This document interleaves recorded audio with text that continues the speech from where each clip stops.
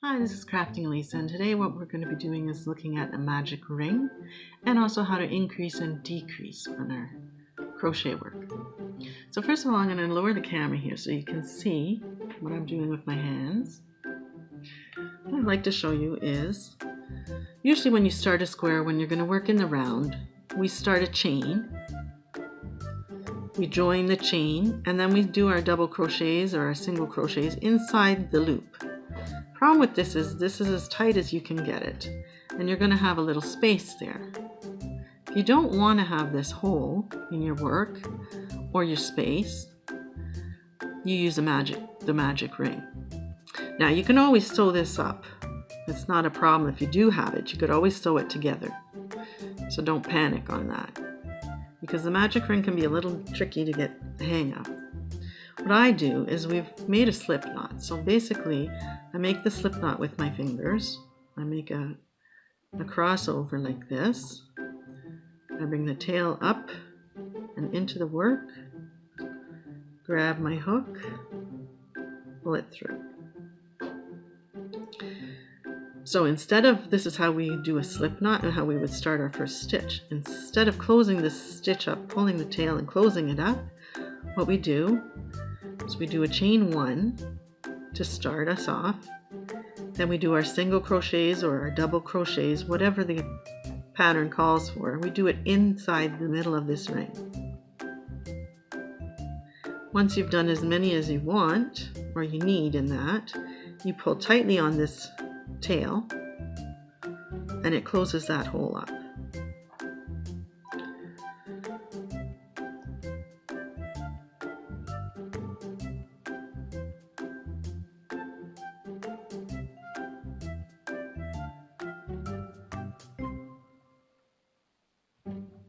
Anyway, it closes that hole up so you don't get that hole in your work that you do when you use a chain. So you can see, close that hole almost completely using the tail to tighten. So one more time, let's try that again. So what I do is I take my yarn, cross it over like this, make a loop in my fingers, and just bring the tail across.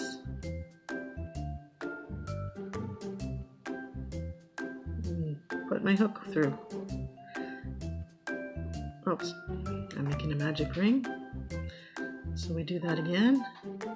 We have to do a chain 1 first. I'm closing up that hole. You can see I'm closing it up.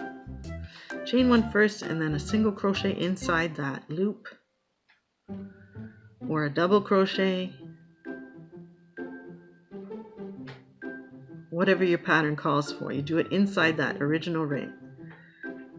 Then you pull it on this to close it. Close it up. And that way you don't end up with this large hole that you do when you use a chain.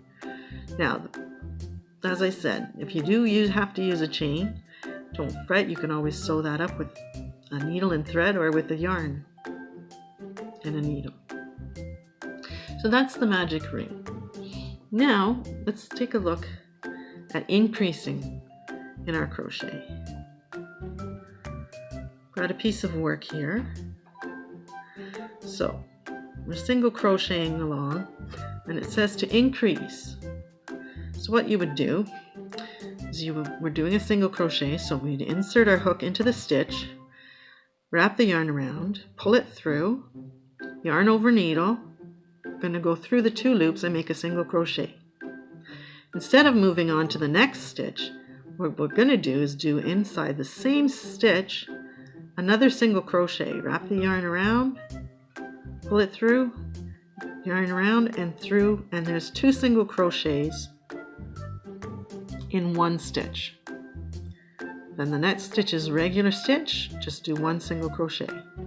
Okay, so to increase, what we do is knit or crochet 2 single crochets in the same stitch, and that's how we increase.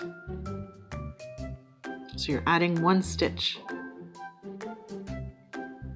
one extra stitch. To do a decrease, what you want to do when you're making a double crochet, put your yarn around your hook, insert into the stitch, pull yarn through the stitch, yarn over hook, pull through your 2 loops once.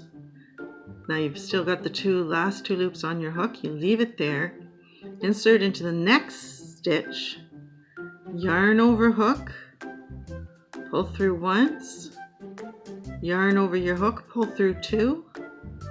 You can see these 2 stitches are tied together.